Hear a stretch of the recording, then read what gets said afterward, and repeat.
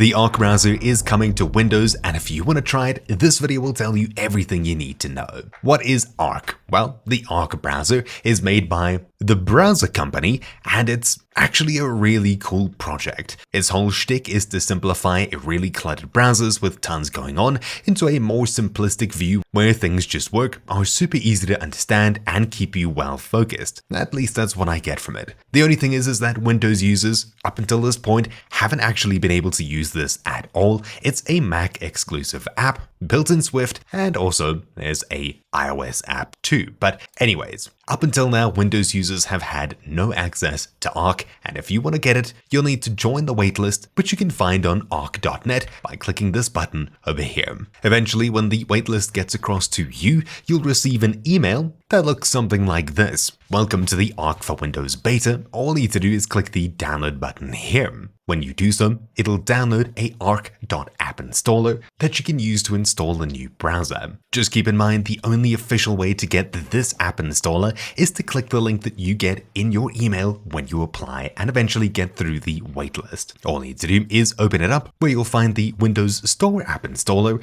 simply choose install, and when it's done, it'll fire up if you have this option ticked. Now the only thing is that as far as I understand, you need Windows 11. You can't run this on Windows 10, but then again, I've seen people run it on Windows 10. So anyways, for the most part, I've got Windows 11 set up so I can install it and get straight into it. Clicking through the intro here, we'll be asked to create an account. So I'll create one now. When we create our account, it'll prompt us to import passwords, tabs, etc. from our different browsers.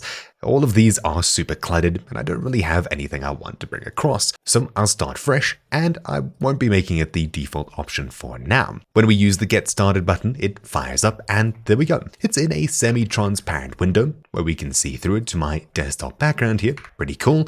And of course, we can get around with the tabs on the far left. The first tab is the Getting Started for Windows, which you'll find linked in the description down below. Here you'll find some info about downloading and installing, even though we've already done that, and testing over here, as well as bug reporting. Also, if you've got to customizing using it on macOS already, you can import a couple of things and some settings. But just a quick note, this is still a beta, so there's a ton of features still missing. You can check is Arc on Windows yet.com/roadmap, and here, clicking this, instead of it opening in a new tab, it opens as a pop-up. There are currently 71,000 users on board since December 11th, and of course, when you join the waitlist, you might be added to this pretty soon.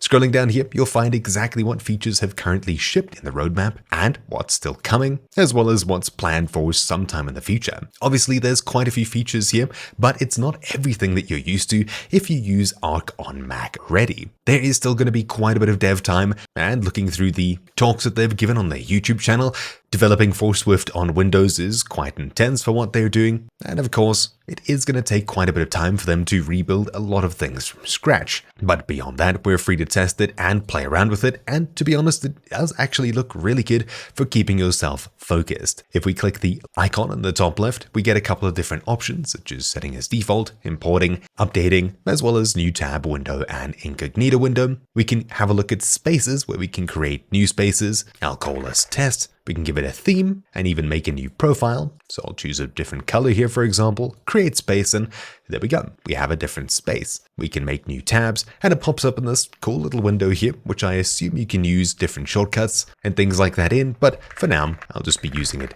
as a URL bar. Heading across to my YouTube channel, you can see the tab on the far left instead of on the top, and it's a whole different design. A few things are pinned like Gmail and the calendar, although now it's changed to Workspace, and for the most part, it's a usable normal browser. Obviously, there's tons of features that I'll personally be missing out on, as I haven't had much time to play around with it. I've quite literally just got the email and got access to it, but if you're a fan on Mac, then you're definitely going to enjoy using it on Windows too. The spaces is a pretty cool idea. We can change completely between two browsers. So for example, using the bottom left here, we have our first space with all of our open tabs, the second space here, which we can use for a different thing. Say you're a programmer and a YouTuber or something like that. It's nice to have one window with a whole bunch of things built into it, rather than having a whole bunch bunch of windows open, taking up space, etc. We can hide the sidebar entirely by toggling it in the far left, and now we have a super focused window that we can work with here. No tabs, no nothing, you're just working with whatever's here, and if you need it, you can hover over the far left and head across to your other tabs or even profiles. It's a really cool idea, and most, but not all of the features you're used to on Mac will be here already. Finally, going through the help section, there's a whole bunch of options here, as well as settings, and in here, under our different profiles, we can set a search engine, change advanced search settings, where there's quite a bit built out already, as well as set up how tabs are archived, so if you leave them open for more than 12 hours, they get sent across to an archive and taken out of your space, allowing you to focus on the next day's work, etc. It's a really cool design. In the advanced search settings here, we get taken across to the settings page, Arc settings. In here we can customize our profile, autofills, security, performance, etc. Now, as far as I understand, it's not completely a reskin of Chrome, although it does run with Chrome. We can install normal Chrome extensions. It's more of a rebuild of the entire browser as far as I understand. Pretty much everything is different and built to look and feel pretty much like the Mac version, and it actually does a really good job. But anyways, unfortunately, the only place to get access to this is by joining the waitlist, and of course you'll find that in the description down below.